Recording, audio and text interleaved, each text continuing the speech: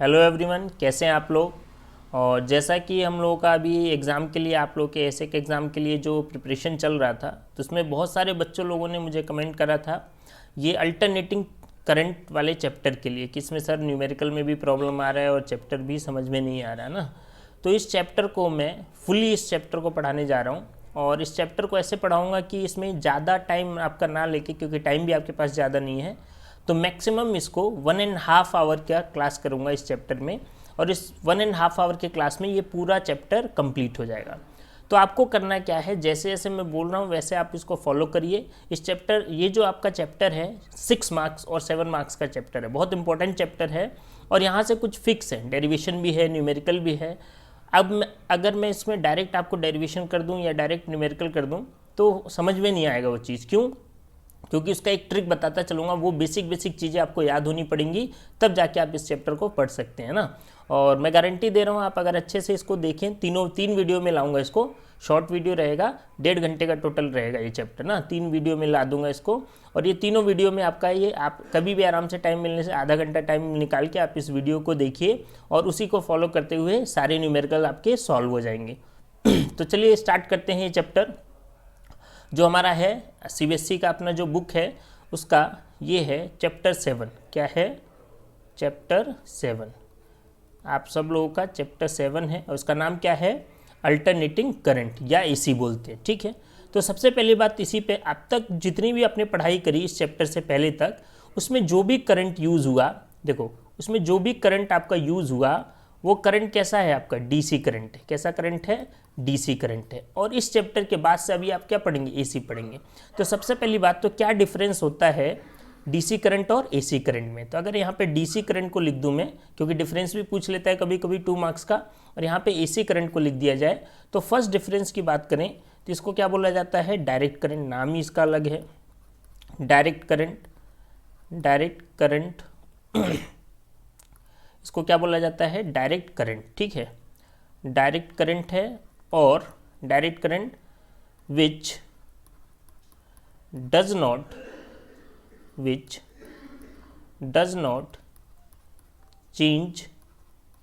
Changes its direction. तो देखो ये अपने आप में क्वेश्चन भी है, टॉपिक के साथ साथ ध्यान रखना, एक क्वेश्चन है, 2 मार्क्स का आता है। ठीक है, जबकि अल्टरनेटिंग एसी को क्या बोलते हैं? Alternating current. अल्टरनेटिंग करंट बोला जाता है,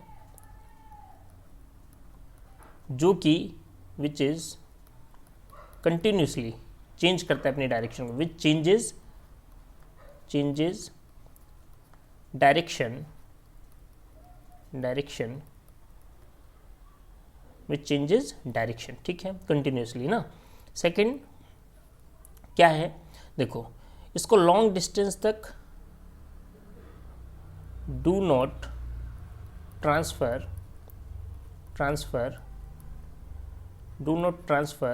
लॉन्ग डिस्टेंस। मतलब क्या?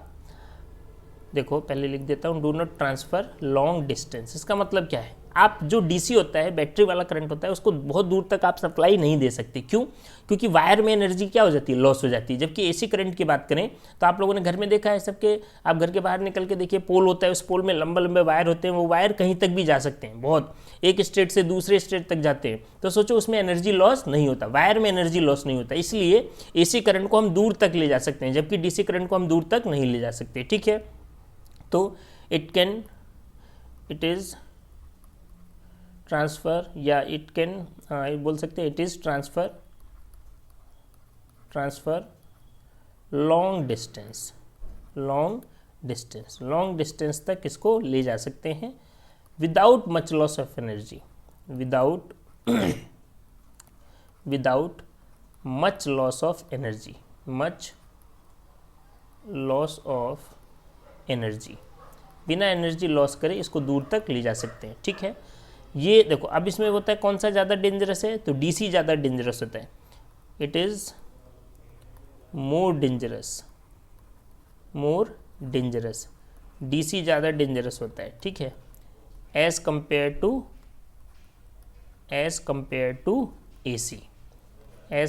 टू एसी, ध्यान रखना है बात को। ठीक है, चलिए ये बात समझ में आई आपको डिफरेंस। अब इसका ग्राफ देख लेते हैं एक बार, ग्राफ कैसा होता है, क्योंकि ग्राफ का यूज़ करना पड़ेगा।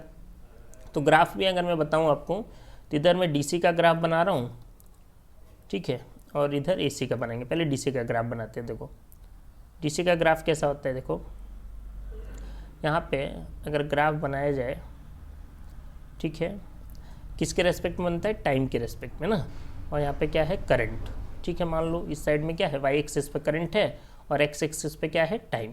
तो जो इसका ग्राफ होता है वो स्ट्रेट लाइन होता है, parallel to the x axis. कैसा होता है, parallel to the x axis. इसका मतलब क्या, अगर देखो टाइम पे अगर मैं इसको नंबरिंग दे दूँ, यहाँ पे 1 सेकेंड बोल दूँ, यहाँ पे 2 सेकेंड बोल दूँ, यहाँ पे 3 सेकेंड बोल दिया जाए, 4 सेकेंड, तो देखो 1 सेकेंड पे भी करंट क्या है, सेम 2 सेकेंड पे भी करंट क्या है, सेम 3 सेकेंड पे भी करंट क्या है, सेम।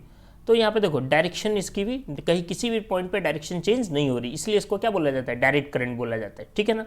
अच्छा, ऐसा जरूरी नहीं है ऊपर ही बनेगा, ये ग्राफ नीचे भी बना सकते हैं, बट किसी एक डायरेक्शन में बनाना पड़ेगा। यहाँ पे हमने ये पॉजिटिव वाले साइड में बनाया है, सेम ग्राफ को हम नीचे भी बना सकते हैं नेगेटिव साइड में, ठीक है। बट अगर AC की बात करें, AC की बात करें, AC की, तो देखो AC में क्या होता है, ध्यान से देखना, क्योंकि चैप्टर तो हमको AC ही पढ़ना है। AC की अगर बात करी जाए तो AC कैसा होता है, देखो AC का ग्राफ देखो, यहाँ से ले चलते हैं, ऐसा करंट होता है, वेव, जैसे वेव चलती है ऐसे ही AC करंट चलता है, सेम टू सेम एक वेव जैसा चलता है, ठीक है। ये हो गया, मान लो, ठीक है। कहाँ से स्टार्ट हो रहा है, 0, यहाँ पे करंट दे दूँ। ध्यान से देखो सब लोग, बेसिक चीज़ें आपको पता होगी तभी जाके न्यूमेरिकल होगा ना। ये वाले पॉइंट को बोल दिया T/2 और ये पॉइंट को बोल दिया T। ये वाला जो हमारा पॉइंट है ये है 3T/2 और ये जो पॉइंट होता है ये होता है 2T। ये ग्राफ होता है इसी का, ठीक है। यहाँ पे देखो ये जो वैल्यू मिल रही है, ये वाली वैल्यू, इस वेव को देखो तो ये वैल्यू इसकी मैक्सिमम है, मैक्सिमम वैल्यू दिख रही है ना ये आपको। इसी मैक्सिमम वैल्यू को यहाँ पे जो वैल्यू मिलेगी करंट की, उसको क्या बोला जाता है, पीक वैल्यू। ध्यान रखो, क्या बोला जाता है, पीक वैल्यू, या इसी को क्या बोलते हैं, I0। क्या बोलते हैं, I0। सेम ग्राफ अगर किसके लिए होगा, पोटेंशियल के लिए, तो यहाँ पोटेंशियल को EMF से डिनोट करेंगे। सेम ग्राफ अगर हो EMF से E से डिनोट करेंगे। यहाँ पे AC में जो भी पोटेंशियल डिफरेंस होगा वो E से डिनोट होगा, EMF से। तो यहाँ पे अगर ये EMF का ग्राफ होता तो यहाँ पे क्या लिख देते, E0। ये पीक वैल्यू इसकी क्या हो जाती, E0 हो जाती। क्लियर है सबको। अच्छा, इसमें कुछ बातें और हैं। अगर मैं स्टैंडर्ड जनरल फार्मूले की बात करूँ, जनरल फार्मूला, ये आप लोग नोट करते जाइए, शॉर्ट में बता रहा हूँ जो जो चाहिए आपको ना। General formula of current and EMF, मैं बार बार बोल रहा हूँ। देखो EMF यहाँ पे पोटेंशियल डिफरेंस, जो DC में पोटेंशियल डिफरेंस काम करता था, पोटेंशियल डायरेक्ट लिख देते थे, उसको EMF में लिखेंगे। कैसे लिखेंगे, देखिए जनरल फार्मूला क्या है, याद होना पड़ेगा। क्या होता है, I I0 sign omega T. ये ओमेगा टी क्या है, इसका फेज एंगल है। क्या है, फेज एंगल। I0 क्या है, पीक वैल्यू। ये जनरल फार्मूला है किसका, करंट का, ठीक है। और अगर बात करें EMF की, तो EMF के लिए क्या है, E = इसकी standard equation, E = E0 sign, और साथ में क्या होता है, ओमेगा टी। क्या है, ओमेगा टी, ठीक है। तो ये E0 क्या हो गया, पीक वैल्यू हो गया, I0 क्या हो गया, पीक करंट हो गया, ओमेगा टी दोनों में क्या है, फेज एंगल है। साइन में क्यों ले रहे हैं, देखो कॉस में भी ले सकते हैं, बट हम मैक्सिमम एक ही चीज़ में काम करते हैं। पूरी आपकी एनसीईआरटी में भी किस में ले रखा है, साइन में ले रखा है, बट ऐसा नहीं है, हम इसको कॉस में भी ले सकते हैं। साइन का मतलब देखो दो फेज है ना, ऊपर वाला पॉजिटिव है, नीचे वाला क्या है, नेगेटिव। ये ऊपर वाला क्या है, पॉजिटिव, और नीचे वाला क्या है, नेगेटिव। तो आप साइन में भी ले सकते हो, कॉस में भी ले सकते हो, बट क्योंकि आपके साइन में लेके बता रखा है तो हम साइन में इसको सॉल्व करेंगे। क्लियर है। ये दोनों फॉर्मूले आपको याद रखने हैं, जनरल फॉर्मूले। यहाँ से एक छोटा न्यूमेरिकल बनता है। क्लियर है, तो भी बताऊंगा। चलो नेक्स्ट देखो क्या है कुछ बातें और। देखो AC में अगर बात करें, जैसे आपने ओम्स लॉ पढ़ा है। ओम्स लॉ क्या होता था बोलो तो, V = कितना होता था, IR। तो जब आपको करंट निकालना होता था I = क्या लिखते थे आप, V/R। भाई यही तो लिखते थे ओम्स लॉ में ना, करंट क्या होता था, V/R। AC में बस कुछ नहीं करना है, जैसे मान लो आपको बोल दे I0 मतलब पीक करंट निकालना है, तो आपको V, हमको पता है करंट जब AC की बात होगी तो V की जगह क्या आ जाएगा, E आ जाएगा, और यहाँ पे नोट है तो यहाँ भी क्या रहेगा, नोट, और डिवाइडेड बाय क्या हो जाएगा, R मतलब क्या है, उस सर्किट का रेजिस्टेंस। जो भी सर्किट रहेगा उसका रेजिस्टेंस यूज़ कर लो।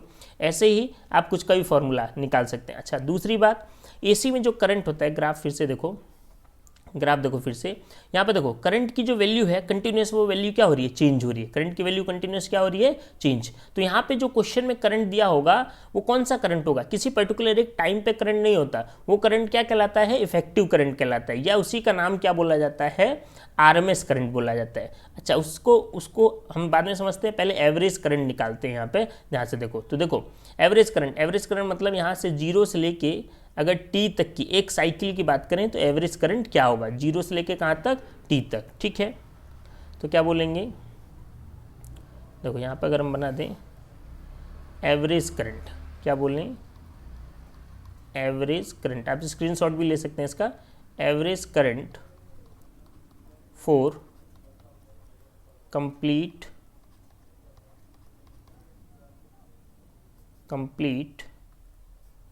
Average current for complete one cycle मतलब क्या होता है, जीरो से लेके टी तक, जीरो से लेके कहाँ तक, टी तक।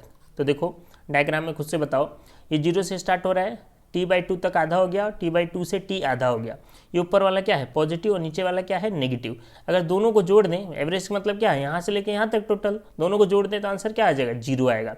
इसका मतलब एसी करंट जो होता है एवरेज वैल्यू उसकी कितनी होती है, जीरो होती है। किसके लिए, कंप्लीट साइकिल के लिए। तो ध्यान रखना, ये क्वेश्चन 1 मार्क्स का पूछा जा सकता है कि एसी करंट की फॉर कंप्लीट साइकिल के लिए जो करंट की वैल्यू रहेगी, एवरेज वैल्यू कंप्लीट साइकिल के लिए, वो हमेशा कितनी होती है, जीरो। कितनी होगी, zero.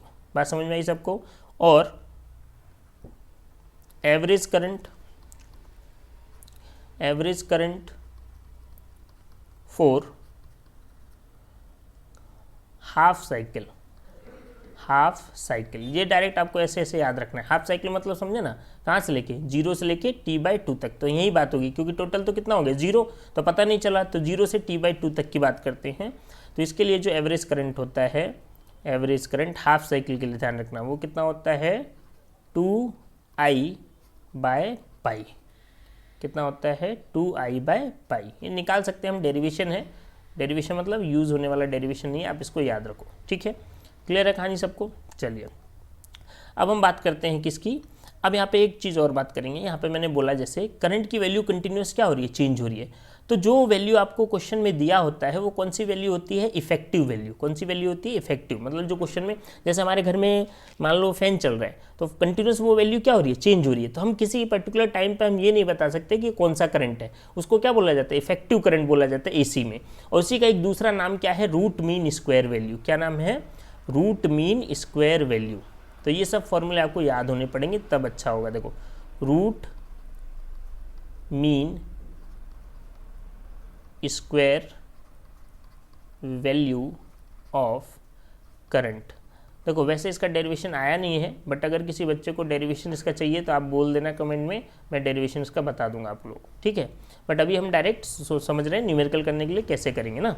Root mean square value of current, तो कितना होता है, इसको क्या बोला जाता है, सॉरी IRMS। क्या बोलते हैं इसको, IRMS। क्या बोला जाएगा, IRMS, इफेक्टिव करंट वैल्यू, या इफेक्टिव करंट भी बोलते हैं। क्या बोलते हैं, इफेक्टिव। बट ध्यान रखना RMS भी वैल्यू है। रूट मीन स्क्वायर, पूरा नाम क्या है, root mean square value of current. ये कितना होता है, देखो ये बहुत इंपॉर्टेंट रिलेशन है, I0/√2। अब देखो I0 क्या था, पीक वैल्यू बाय √2। तो पीक वैल्यू को अगर √2 से डिवाइड कर दें, देखो √2 है, ध्यान से देखना पीक वैल्यू को अगर किससे डिवाइड कर दिया जाए, √2 से, किससे डिवाइड कर दिया जाए, √2 से, तो हमको क्या मिलना जाता है, इफेक्टिव करंट मिलता है। और इसी को और भी सॉल्व कर दूं मैं अच्छे से, कभी कभी √2 की वैल्यू नहीं याद है आपको, इजी कर दूं तो ये करंट जो कितना आता है, 0.707, कितना होता है, 0.707 I0। तो आप इसको भी यूज़ कर सकते हो और इसको, पर ध्यान रखना जहाँ पे जो ज़रूरत होगी वैसा यूज़ करेंगे। और देखो फिजिक्स में क्या है, आपको ये सब √2 वैल्यू, √3 की वैल्यू याद होनी है। √2 की वैल्यू जो होती है वो एग्जैक्ट पूरा नहीं लिखने की, आपको बस कितना याद रखना है, 1.4। ऐसे ही √3 की जो वैल्यू है, √3 की, वो कितना याद रखना है, 1.7। तो जहाँ पे ज़रूरत पड़े न्यूमेरिकल में वो आपको लिखना पड़ेगा, तभी जाके न्यूमेरिकल सॉल्व होगा ना। यहाँ पे आप ऐसे भी लिख सकते हैं इसको, क्लियर है। तो चलिए आगे, नेक्स्ट देखिए, ऐसे ही जैसे करंट का लिखा हमने IRMS की वैल्यू, IRMS को कितना बोलते हैं हम लोग, I0/√2। इसका क्या आंसर क्या आ जाता है 0.707 और साथ में क्या I0 समझ गए, पीक वैल्यू है। ऐसे ही EMF के लिए सेम जो करंट के लिए करेंगे वो हम EMF के लिए करेंगे, मतलब वोल्टेज के लिए ERMS वो कितना हो जाएगा देखो, तो वो कितना हो जाएगा सेम टू सेम, वहाँ पे भाई I है तो I आएगा, E0 है तो E0 और साथ में कितना हो जाएगा √2। तो इसका भी आंसर क्या होगा 0.707 और साथ में कितना आएगा E0। तो ये दो वैल्यूज़ आपको याद रखनी है न्यूमेरिकल करते समय, ठीक है। चलिए ये हो गया इफेक्टिव करंट हो गया ना। अब हम बात करते हैं क्या, देखो अब जैसे देखो आपको I0 दे रखा है तो I0 करंट दे रखा है, करंट से I की वैल्यू क्या आई, एवरेज वैल्यू आपको अभी RMS वैल्यू बता दी, IRMS कितना था I0/√2।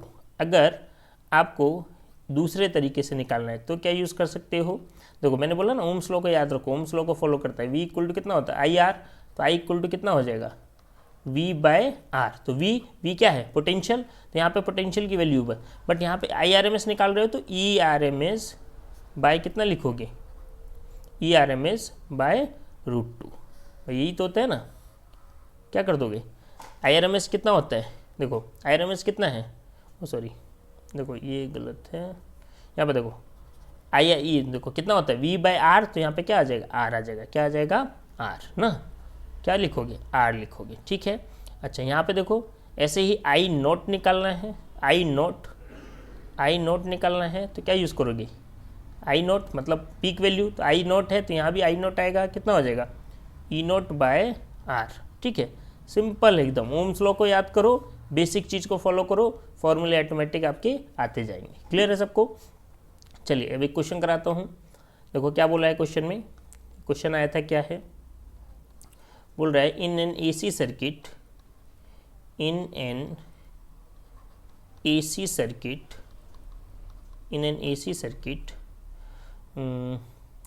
voltage are given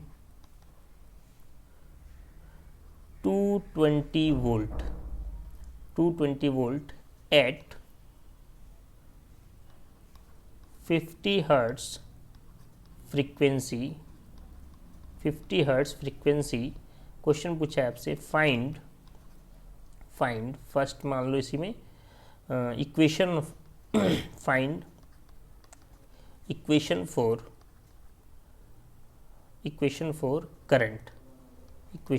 current. तो देखो कैसे निकालेंगे, देखो करंट का बोल दो या अभी इक्वेशन फॉर EMF बोल दो, चलो पहले EMF का निकाल लेते हैं, बाद में करंट का निकाल लेंगे। EMF का निकाल लेते हैं पहले, इक्वेशन फॉर वोल्टेज ऐसे बोल दो, इक्वेशन फॉर वोल्टेज। तो देखो वोल्टेज का नाम आ गया, तो वोल्टेज की इक्वेशन क्या है, standard equation E equal to कितना है E0 और साथ में कितना है sin ωt, ठीक है, कितना है sin ωt। ये इक्वेशन आपको लिखनी है, कैसे लिखोगे देखो यहाँ पे E इक्वल टू E0, ये E0 कैसे है, E0 कैसे आएगा, तो यहाँ पे देखो जो वैल्यू दी होती है क्वेश्चन में, in an AC circuit voltage are given, तो जो क्वेश्चन में वैल्यू दिया होगा ना वो हमेशा क्या होगा RMS वैल्यू होगा, इफेक्टिव वैल्यू होगा, ठीक है, क्योंकि पर्टिकुलर कोई एक वैल्यू बताई जा रही है आपको, तो ये हमेशा क्या होगी इफेक्टिव वैल्यू। तो कैसे लिखोगे इसको, देखो ERMS आपको क्वेश्चन में गिवन है, इफेक्टिव वैल्यू भी बोल सकते हैं ERMS भी बोल सकते हैं। ERMS जो गिवन है वो कितना है 220 वोल्ट है, तो आपको E0 निकालना है। तो अभी आपको रिलेशन बताया, क्या बताया रिलेशन बोलो, ERMS कितना हो जाएगा E0 और डिवाइडेड बाई क्या होता है √2। तो यहाँ से अगर E0 की वैल्यू निकालूँ, E0 की वैल्यू निकाली जाए तो √2 इधर क्रॉस मल्टीप्लाई होगा तो कितना आ जाएगा √2 इंटू ERMS, ठीक है, ये आ गया। अब सॉल्व करें अगर इसको, तो देखो E0 √2, यहाँ पर √2 मैंने बोला ना √2 की वैल्यू आपको याद रखनी है कभी कभी, तो कितना होता है 1.4 इंटू ERMS हमको क्वेश्चन में गिवन है, कितना हो गया 220। तो देखो यहाँ से एक पॉइंट हटाऊंगा तो नीचे कितना आ जाएगा 10, सिंपल सा बात है, 0 से 0 क्या हो गया कैंसिल, इसको मल्टीप्लाई कर दो तो E0 जो है कितना हो गया 14 2 जा 28, 8 2 हो गया, 14 2 जा 28 और 2 कितना हो गया 30, 308। वोल्ट। ये क्या आ गया हमारा ई नोट आ गया। क्या आ गया? ई नोट। ध्यान रखो ऐसे निकालते हैं, ई आर एम एस दिया हो ई नोट निकाल सकते हो। ठीक है, रिलेशन पता चल गया, ई नोट आ गया। अब साइन ओमेगा, ओमेगा क्या होता है? फेज। अब इस ओमेगा में आपको ये क्या दे रखा है? 50 हर्ट्स। तो देखो हर्ट्स किसकी यूनिट होती है? फ्रीक्वेंसी की, बोला भी है फ्रीक्वेंसी। तो ओमेगा और फ्रीक्वेंसी में रिलेशन है। क्या रिलेशन है देख लो एक बार। देखो यहाँ पे जो टाइम पीरियड होता है, टाइम पीरियड जो होता है, एक टाइम पीरियड टोटल कितना लगाता है? एक चक्कर लगाने में कितना टाइम पीरियड क्या होता है? Distance by speed. तो यहाँ पे टोटल डिस्टेंस कितना? 2 पाई डिवाइडेड बाय उसकी स्पीड। स्पीड क्या होती है यहाँ पे? ओमेगा होती है। एंगुलर स्पीड बोलते हैं। क्या बोलते हैं? एंगुलर, क्योंकि एंगुल में चल रहा है। तो यहाँ से अगर मैं ओमेगा की वैल्यू निकालूँ, ये रिलेशन ध्यान रखना, ओमेगा की अगर वैल्यू निकालूँ तो ओमेगा की वैल्यू क्या हो जाएगी? ओमेगा को ऊपर ले जाओ, 2 पाई बाय कितना हो जाएगा? टी ना, 2 पाई बाय टी। और समझो तो ओमेगा कितना होता है? 2 पाई बाई टी, और 1 बाई टी क्या होता है हमारा? फ्रीक्वेंसी। तो इसी को क्या लिख सकते हैं हम? 2 पाई एफ बाई 1 बाई टी क्या होता है? 1 बाई टाइम पीरियड, फ्रीक्वेंसी होता है ना। तो ओमेगा को क्या लिख सकते हैं? 2 पाई एफ। तो यहाँ से ये वैल्यू रखनी पड़ेगी, ओमेगा की डायरेक्ट वैल्यू नहीं, यहाँ से पता चलेगा। तो चलो नेक्स्ट पेज पे चलता हूँ मैं। आपको याद क्या रखना है? 2 पाई और एफ की वैल्यू याद रखनी है। एफ कितना दिया है? 50। तो देखो कैसे लिखेंगे, हमको यहाँ पे ओमेगा की वैल्यू अगर निकाल दें तो ओमेगा कितना था हमारा? 2 पाई एफ। वैल्यू पुट करो, 2 पाई की वैल्यू कितनी होती है सबको याद होना पड़ेगा? 3.14 ना। और फ्रीक्वेंसी कितना दे रखा है? 50। तो देखो कैसे सॉल्व करते हैं, कैलकुलेशन भी थोड़ा देखा करो। 50 को 2 से करो, ये सिंपल है। 50 को 2 से करोगे तो 100 इंटू कितना हो गया? 3.14। इसको सॉल्व करेंगे, 2 जीरो है, 2 पॉइंट कैंसिल हो जाएगा, कितना आ जाएगा? 314।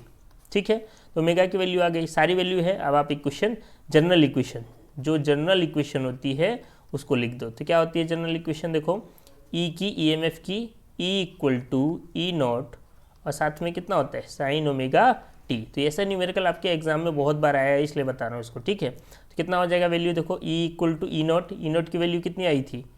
308। देखो ई नॉट की वैल्यू कितनी आई थी यहाँ पे? 308 रख दिया इसको। साइन है तो साइन लगा दिया। ओमेगा की वैल्यू अभी आपके पास आ गई, कितनी आ गई? 314, और साथ में कितना? टी। टाइम दिया नहीं है, अगर टाइम दिया होता क्वेश्चन में तो टाइम को भी मल्टीप्लाई कर देते। ये आपका इक्वेशन बनके तैयार हो गया। सेम क्वेश्चन में बोलता है कि भाई आप वो निकालो, क्या? करंट की इक्वेशन। तो बस क्या करते, करंट की इक्वेशन क्या होती है बोलो? आई इक्वल टू कितना होता है बोलो तो? आई नॉट, और साथ में कितना होता है? Sine omega T. General equation है। ठीक है, तो अब आई नॉट चाहिए। ओमेगा की तो वैल्यू सेम रहेगी, आई ओमेगा तो मिलेगी आपको, आई नॉट निकालना है। तो आई नॉट कैसे निकालोगे?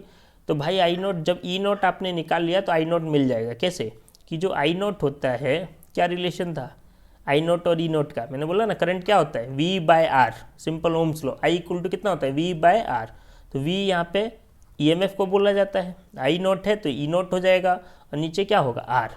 बट क्वेश्चन में यहाँ पे रेजिस्टेंस अगर गिवन है, मान लो रेजिस्टेंस बोल दिया कि क्वेश्चन में आपको रेजिस्टेंस गिवन है, क्योंकि रेजिस्टेंस भी दे सकता है सेम क्वेश्चन में। बोल दिया कि रेजिस्टेंस कितना है? 10 ओम है। तो बताओ, तो सेम क्या करोगे? ई नॉट आपका कितना आया था? 308 डिवाइडेड बाय कितना आर हो गया? 10। तो यहाँ पे वैल्यू क्या आ गई? 30.8। सेम क्वेश्चन में ना रेजिस्टेंस देना पड़ेगा तभी आई नॉट आएगा। आई नॉट आ गया, बस इक्वेशन बना दो। कैसे बना दोगे? आई इक्वल टू आई नॉट कितना आया आपका? भी आपका 30.8। ठीक है, साइन है तो साइन, ओमेगा तो चेंज नहीं होगा, तो ओमेगा सेम टू सेम ऐसा रहेगा 314, और साथ में कितना होगा? टी। तो ये क्या आ गया? जनरल इक्वेशन किसकी आ गई आपकी? करंट की जनरल इक्वेशन आ गई। क्लियर है सबको? चलिए नेक्स्ट क्या है देखिए, एक और क्वेश्चन आया है आपके न्यूमेरिकल। देखो कैसा न्यूमेरिकल है मैं बता देता हूँ इसको भी,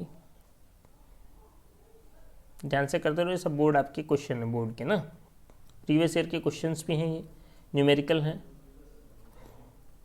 जीरो है यहाँ पे, ये करंट दे रखा है, ये टाइम दे रखा है। ठीक है, और टाइम यहाँ से यहाँ तक 1 है, फिर यहाँ तक 2 है, फिर यहाँ तक 3 सेकेंड है। ठीक है, नीचे आपको यहाँ तक वैल्यू दे रखा है -2, और ऊपर में आपको यहाँ तक वैल्यू दे रखा है +2।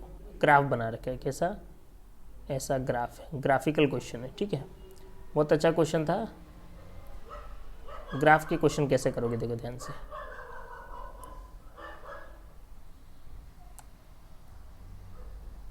देखो ऐसा क्वेश्चन है और आपको बोला है फाइंड इफेक्टिव करंट। क्या बोला है? Find effective current of the given figure. ठीक है, देखो इस क्वेश्चन में देखो, अच्छा जी टाइम दे दूँ, 1 सेकेंड हो गया, 2 सेकेंड हो गया, 3 सेकेंड हो गया, टाइम है, ठीक है, सेकेंड में दे रखा है।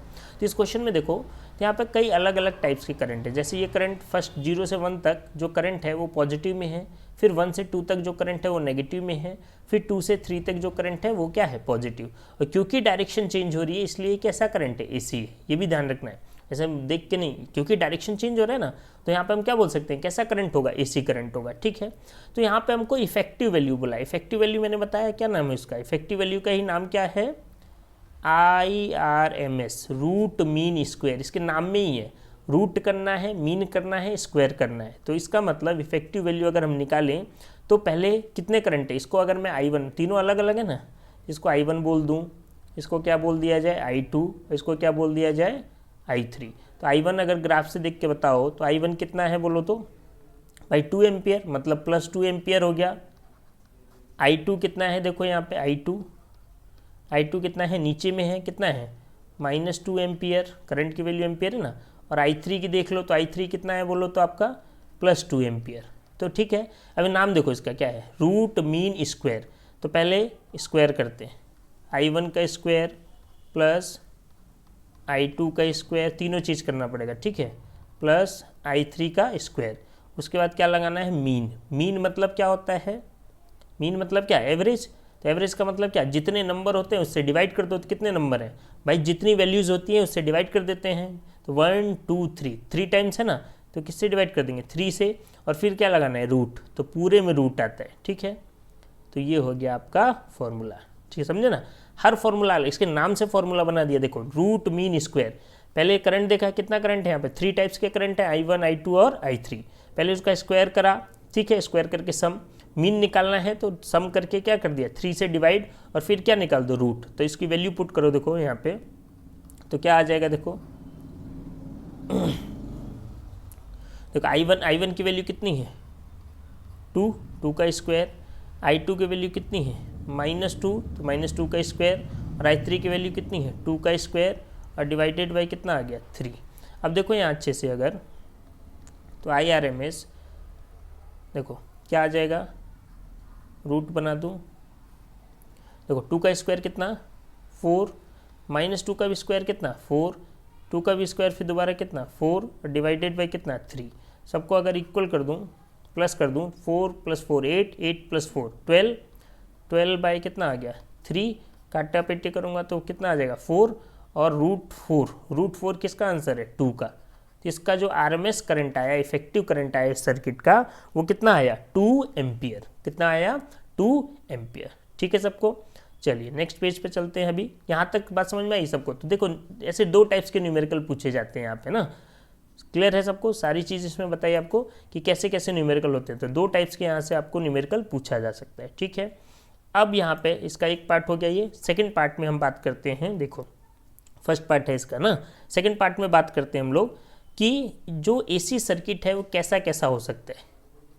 हाउ मैनी टाइप्स ऑफ, ध्यान से देखिए, how many types of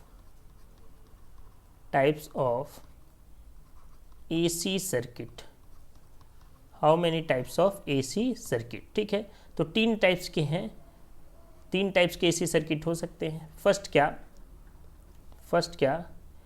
AC circuit containing only register. AC circuit containing only register. कब? कि जब AC सर्किट में क्या लगा हो? ओनली रजिस्टर लगा हो, रजिस्टर के अलावा कुछ ना हो, तो ठीक है। तो ग्राफ कैसा, डायग्राम कैसा होगा? देखो जैसे जैसे बता रहा हूँ ऐसे पढ़ते रहो, सारे क्वेश्चन हो जाएंगे इसके, ठीक है। एक AC सर्किट हो गया, इसमें क्या बना दिया? रेजिस्टेंस बना दिया, रेजिस्टेंस लगा दें इसमें। देखो एक AC सर्किट हो गया, इसमें क्या लगा दो? रेजिस्टेंस, बोला है ना। तो रेजिस्टेंस हो गया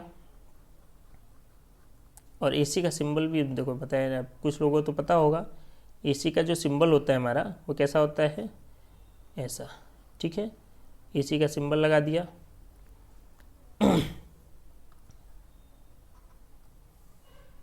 ठीक है, ये हमारा क्या बन गया, एसी सर्किट बन गया, ठीक है।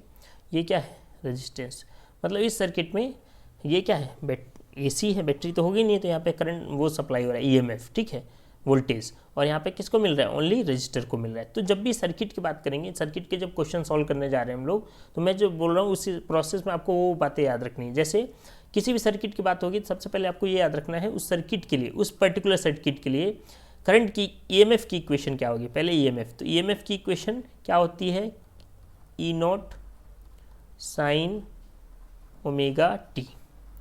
भाई ईएमएफ की इक्वेशन क्या होगी, किसके लिए, जब रजिस्टर लगाओ, वैसे तो पहले भी यही बताया मैंने, तो ईएमएफ की इक्वेशन सेम रहती है पूरे सर्किट में ना, बट करंट की इक्वेशन चेंज होगी, ठीक है। जनरल इक्वेशन क्या है करंट की, I equal to I naught sine omega T. जैसे यहाँ पे भी करंट की जो इक्वेशन है वो क्या आएगी, I equal to I naught sine omega T. मतलब क्या, इसका मतलब क्या है, इसका मतलब ये है, यहाँ पे देखो इस चीज़ को, ओमेगा टी फेज एंगल बोलते हैं इसको, क्या बोलते हैं, फेज एंगल। यहाँ पे जब रजिस्टर लगा होगा तो फेज एंगल दोनों का क्या रहता है, सेम रहता है, क्या रहता है, सेम। तो फेज एंगल अगर सेम है तो यहाँ पे एक चीज़ पूछी जाती है कि अगर फेज डिफरेंस, क्या पूछा जाता है, फेज डिफरेंस। तो अगर फेज डिफरेंस की बात करूँ मैं, तो क्योंकि फेज एंगल सेम है, अगर दोनों को माइनस करूँ तो omega T minus omega t, तो कितना आ रहा है फेज डिफरेंस, जीरो। कितना आ रहा है, जीरो। तो जब एसी सर्किट में रजिस्टर रहेगा ओनली, तो फेज डिफरेंस कितना आता है, हमेशा जीरो। इसका मतलब क्या है, अगर इसमें एक डायग्राम बनता है जिसको क्या बोला जाता है, फेजर डायग्राम, क्या बोला जाता है, ये एग्जाम में पूछा जाता है आपके, ठीक है, फेजर डायग्राम। फेजर डायग्राम वो किसके बीच में बनाते हैं, ईएमएफ और करंट के बीच में। तो कैसा बनेगा, देखो यहाँ पे, क्योंकि इस सर्किट में फेज डिफरेंस कितना है, जीरो है, कितना है, जीरो। इसका मतलब क्या, इसका मतलब ये है कि दोनों कहाँ पे हैं, सेम रास्ते पे चल रहे हैं। कहाँ पे चल रहे हैं, सेम है। भाई फेज डिफरेंस मतलब वेव है ना एक टाइप का, जब दोनों का फेज डिफरेंस जीरो है इसका मतलब क्या है, दोनों सेम पाथ पे चल रहे हैं। और कैसा ग्राफ होगा तो बनाया जाए, तो इसका ग्राफ जो फेजर डायग्राम पूछा जाएगा, तो ग्राफ कैसा होगा, बीच में से स्ट्रेट लाइन होगा, ठीक है। यहाँ पे क्या होगा आपका, अच्छा इस तरफ ईएमएफ भी है और करंट भी है, और इधर क्या है, टाइम है, क्या है, टाइम, ठीक है। तो यहाँ पे जो ईएमएफ होगा वो कितना होगा, ई नॉट, मैक्सिमम वैल्यू की बात कर रहे हैं, और इसके जस्ट पीछे क्या होगा, करंट होगा, थोड़ी दूर पीछे क्या होगा, करंट। अच्छा करंट को पीछे क्यों करा, क्योंकि जनरली हम ये मानते हैं पोटेंशियल ज़्यादा होता है और करंट क्या होता है, पीछे होता है उससे, ठीक है। और फेज एंगल कितना है इसका एक्स एक्सिस के साथ, तो दोनों में ये एंगल कितना है, ओमेगा टी। ये आपका हो गया फेजर डायग्राम। कब, जब एसी सर्किट में क्या लगा है, ओनली रजिस्टर लगा है, क्या लगा है, रजिस्टर, ठीक है। अच्छा इसमें कुछ और बातें रजिस्टर वाले केस में, अब इसमें करंट तो पता चल गया, इक्वेशन ईएमएफ की इक्वेशन पता चल गई आपको, करंट की इक्वेशन पता चल गई, ठीक है। यहाँ पे अगर आपको आरएमएस वैल्यू निकालना होगा, आईआरएमएस, तो क्या करोगे, आईआरएमएस के लिए क्या लिखोगे यहाँ पे, just simple I equal to V by R, same. तो यहाँ पे आईआरएमएस वैल्यू निकाल रहे हो तो ईआरएमएस बाई कितना हो जाएगा, आर हो जाएगा, ईआरएमएस बाई कितना हो जाएगा, आर, ठीक है, जब रजिस्टर लगा ओनली। और अगर ऐसे ही क्या निकाल रहे हो आप, आई नोट निकाल रहे हो, आई नोट तो फिक्स है, आई नोट कितना हो जाएगा, ई नोट, आई नोट है तो ई नोट, ठीक है, और डिवाइडेड बाई कितना होता था, बोलो, I equal to V by R ना, तो यहाँ पे क्या हो जाएगा, ई नोट बाय आर। बाकी चीज़ें तो आपको रिलेशन पता ही है, बाकी का रिलेशन तो आपको पता है, तो वो कभी भी रिलेशन आप यूज़ कर सकते हो। जैसे आपको बताया आईआरएमएस का रिलेशन क्या था, कितना है, आई नोट बाय रूट 2। तो ये सब फॉर्मूले आपको याद होने पड़ेंगे न्यूमेरिकल करने के लिए, ठीक है। तो देखो ये क्या था, जब क्या लगा हो, ओनली रजिस्टर लगा, क्या लगा हो, रजिस्टर, ठीक है। जब ओनली क्या लगा हो, रजिस्टर। तो ये सारी बातें आपको ऐसे ऐसे याद रखनी पड़ेंगी, ठीक है। चलिए अब मैं नेक्स्ट जो इसका सर्किट है वो बताता हूँ, क्या है, when AC circuit containing only inductor, ये भी आपने पढ़ा होगा चैप्टर 6 में, कि जब एसी सर्किट में ओनली क्या लगाओ, इंडक्टर लगाओ। क्या लगा हो, इंडक्टर। देखो इंपॉर्टेंट बातें हैं, अब यहाँ से डेरिवेशन भी आएगा, ये डेरिवेशन में आपको कराऊंगा इंडक्टर वाला, ठीक है। अभी जब सर्किट को समझते हैं, ठीक है। तो सर्किट कैसा होता है, देखो यहाँ पे सर्किट कैसा होगा इसका, देखो यहाँ पे एक इंडक्टर लगा होगा। क्या लगा होगा, इंडक्टर। इंडक्टर ऐसा होता है, ठीक है, इंडक्टर ऐसा होता है। न्यूमेरिकल के लिए क्या क्या याद रहना है, पहले हम वो बातें करते हैं, फिर डेरिवेशन की बात करेंगे इसकी, ठीक है। ये लग गया मेरा एसी सप्लाई दे दिया इसको। इंडक्टर का इंडक्टेंस कितना होता है, एल। कितना होता है, एल होता है, ठीक है। तो जब इंडक्टर लगा होता है तो क्या क्या याद रखना है, वही बात। इसके लिए जब इंडक्टर लगा होगा अकेला तो उसके लिए ईएमएफ मतलब वोल्टेज की इक्वेशन क्या होगी, तो वोल्टेज की इक्वेशन मैंने बोली, वोल्टेज की इक्वेशन चेंज नहीं होती। वो क्या होगा, E equal to E naught और कितना होगा, साइन ओमेगा टी, ये होगा, ठीक है। E equal to E naught कितना होगा, साइन ओमेगा टी। हाँ, करंट की वैल्यू चेंज हो जाती है यहाँ पे। कैसे चेंज हो जाएगी, रीज़न सब बताऊंगा। अभी जो शॉर्ट में बता रहा हूँ वो याद रखो, ठीक है। डेरिवेशन कराऊंगा तो वहाँ पता चल जाएगा। अभी देखो करंट क्या होता है, करंट की इक्वेशन यहाँ पे I equal to I naught sine omega T, sine omega T minus pi by 2। देखो लास्ट वाले में देखो दोनों का जो ये डिफरेंट एंगल था वो क्या था, सेम। यहाँ पे एंगल क्या है अभी भी ईएमएफ का, ओमेगा टी। बट यहाँ पे देखो ये फेज एंगल जो है कितना हो गया, omega T minus pi by 2, omega T minus pi by 2।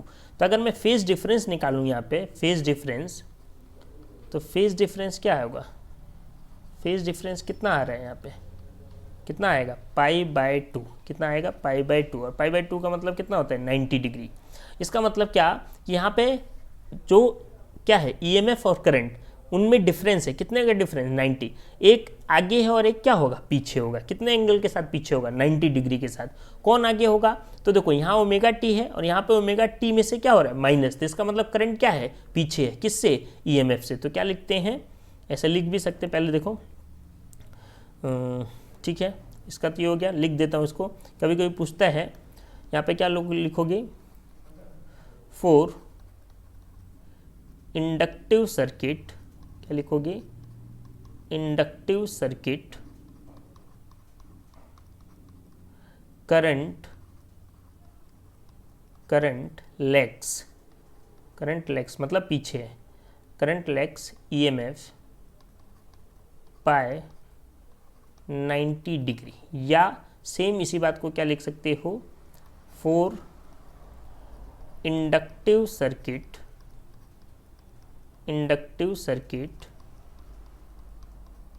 EMF lead by current, EMF leads current by 90 degree. भाई दो बातें बोल सकते हो, या तो करंट बोल सकते हो करंट EMF से पीछे है, कितना पीछे, 90 डिग्री। या उसी बात को आप बोल सकते हो कि EMF करंट से आगे है और कितना आगे है, 90 डिग्री। ठीक है, दोनों बातें सेम ही है, कहने का तरीका अलग है। चलिए अब इस सर्किट में थर्ड जो आपको याद रखना है वो RMS वैल्यू कैसे निकालेंगे, इसका डेरिवेशन होगा। अभी आपको ये याद रखना है RMS कितना होता है, ERMS और डिवाइडेड बाय क्या था भाई, I इक्वल टू कितना, V बाय R। बट यहाँ पे जो R है, R तो रजिस्टर के लिए होता है, यहाँ पे R क्या होगा, मतलब इस सर्किट का रेजिस्टेंस क्या होगा। तो इस सर्किट का रेजिस्टेंस जो है हम किससे डिनोट करते हैं, XL से। किससे डिनोट करते हैं, XL। ठीक है, ये जो XL, अब देखो नया चीज़ आया, इसको समझना है, यहीं से न्यूमेरिकल आएगा। ये जो XL है वो क्या है, रेजिस्टेंस ऑफ, क्या बोलेंगे इसको समझने के लिए, resistance of inductive circuit, inductive circuit, क्या बोलेंगे, रेजिस्टेंस ऑफ इंडक्टिव सर्किट। और इसी का एक और नाम है, यहाँ पे नाम दिया गया है इसका, इसको क्या बोलते हैं हम लोग, इंडक्टेंस। क्या नाम बोलते हैं इसको, इंडक्टेंस, इंडक्टेंस। ठीक है, इसका मतलब क्या, जब ओनली इंडक्टर लगा होगा उस समय जो रेजिस्टेंस होगा उसको क्या बोलते हैं, इंडक्टेंस बोलते हैं। ठीक है, और एक्चुअल में ये जो एक्सेल है, एक्चुअल में ये जो एक्सेल है, देखो इसको पढ़ लो फिर न्यूमेरिकल इसके अच्छे अच्छे होंगे। एक्चुअल में ये जो एक्सेल है, एक्सेल क्या है, रेजिस्टेंस ऑफ इंडक्टिव सर्किट। ये क्या होता है, सॉल्व होके ये कितना आएगा, ओमेगा एल। कितना आएगा, ओमेगा एल, और इसी को फ्रीक्वेंसी के फॉर्म में लिखें तो हमको पता है ओमेगा को हम फ्रीक्वेंसी के फॉर्म में कितना लिख सकते हैं, 2πf, कितना लिख सकते हैं 2πf, और साथ में क्या हो गया एल।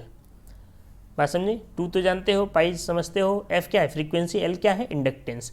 तो यहाँ पे जब करंट निकालना होगा इफेक्टिव करंट, कब, जब इंडक्टिव सर्किट होगा तो क्या यूज़ करेंगे, ERMS बाय एक्सएल, और एक्सएल क्या है, ये रेजिस्टेंस ऑफ इंडक्टिव सर्किट है, ठीक है।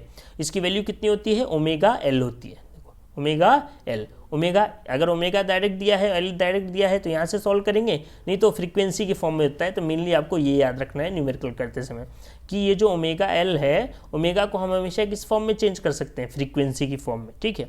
और एक बात देखो, जनरली जितने भी क्वेश्चन आते हैं वो स्टैंडर्ड वाले होते हैं। तो फ्रीक्वेंसी जो इंडिया में है ना, करंट की फ्रीक्वेंसी वो कितनी होती है, 50 हर्ट्ज़। इंडिया में करंट की फ्रीक्वेंसी कितनी है, 50 हर्ट्ज़। तो याद रखिएगा, फ्रीक्वेंसी का मतलब क्या, कितनी बार, फ्रीक्वेंसी मतलब क्या होता है, एक टाइम पीरियड में कितनी बार वो चेंज हो रहा है ना, तो कितना हो रहा है, 50 हर्ट्ज़ फ्रीक्वेंसी है। क्लियर है, ये बात ध्यान रखना। चलिए, तो आज के लिए यहाँ तक रोकते हैं इसको, इसका एक पार्ट हो गया। कल मैं ये जो चीज़ है, ये जो इक्वेशन है, देखो ये जो इक्वेशन है कैसे आई, इसका डेरिवेशन कराऊंगा, ठीक है। और ये जितना भी आज पढ़ा है प्लीज़ इसको पढ़िएगा, दोस्तों के साथ शेयर करिए, क्योंकि देखिए ये आज बेसिक दिया है और इसी पे न्यूमेरिकल, क्योंकि यहाँ कल जो क्लास इसका सेकंड पार्ट दूंगा मैं, उसमें ये 2 डेरिवेशन होंगे, उसमें से एक 100% आपके एग्जाम में आएगा और यहाँ से न्यूमेरिकल तो फिक्स है, ठीक है। तो ये सब चीज़ें आप पढ़ लो, सिंपल बेसिक, बिल्कुल बेसिक से बताया है आपको, और इसका ये कैसे आया इसका डेरिवेशन करेंगे, ठीक है। इसको अपने दोस्तों के साथ शेयर करिए और सब्सक्राइब करिए चैनल को, और नए पार्ट्स में मिलते हैं। Thank you.